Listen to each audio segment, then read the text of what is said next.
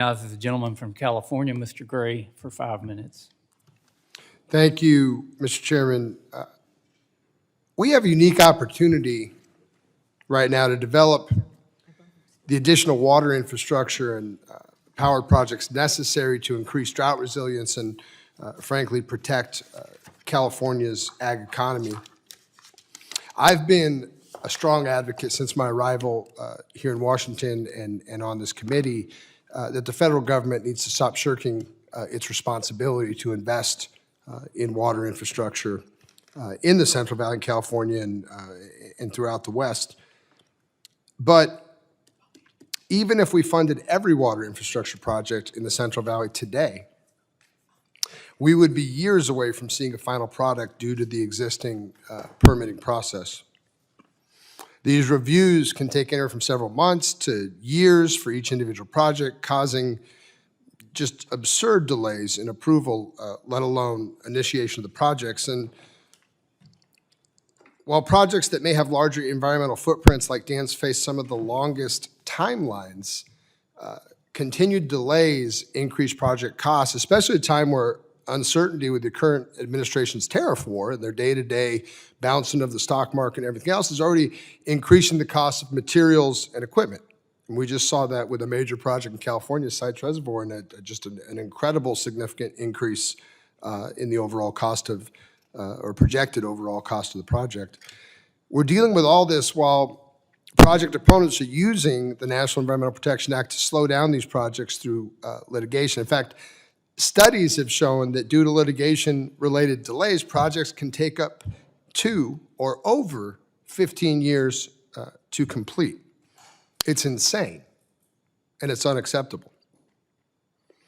So, Mr. Hergott, what impacts have litigation had on the NEPA review process? And I think more importantly, and I'm not looking for a 15-year response here, I'm looking to cut to the chase of how do we set some reasonable accountability and timeframes around these projects so that we're both balancing our obligations to roof things, but also delivering projects on budget and on time. The first step when I talk about transparency, and it seemed like it's the economy stupid, even in this committee, we're having a question about what the what is, that the CEQ study didn't manipulate statistics to show cherry-pick projects to make it seem like the problem was getting better, not worse.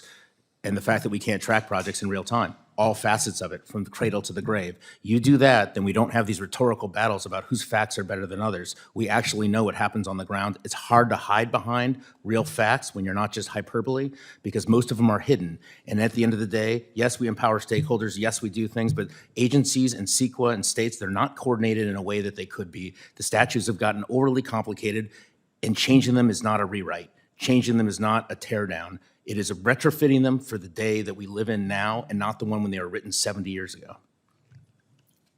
I appreciate that. I'm 47 years old, and the last major reservoir project delivered in California was built about 40 years ago, and it's absurd. We continue to feed the country 2/3 of the fruits and vegetables out of California, but we got to do better. Based off the existing process and the impacts of litigation, how long would you estimate it would take to build just one water storage infrastructure project in California?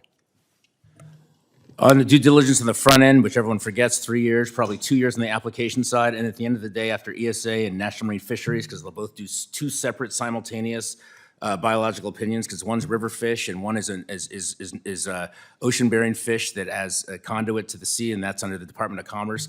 Then you'll bring Bureau of Rec, and then you will bring in tribal consultation with one of the haciendas that'll do 106, that'll establish tribal rights in an attempt to coordinate with the project. At the end of the day, you're anywhere looking for between 5, 15 years or never. I don't think you build a reservoir trying to rebuild Folsom Dam and others. I just don't see a reservoir getting built in any way or shape or form in California for the foreseeable future.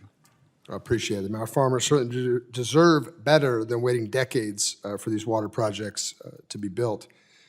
You know, in my district, I consistently hear about delays from the FERC relicensing process. Hydropower projects are being held up by both state and federal government, imposing fish passages and species protections requirements way beyond the actual effects of the project. I certainly look forward to the attention this is getting and work with my colleagues to passing permitting reform. Mr. Chairman, I yield back my time.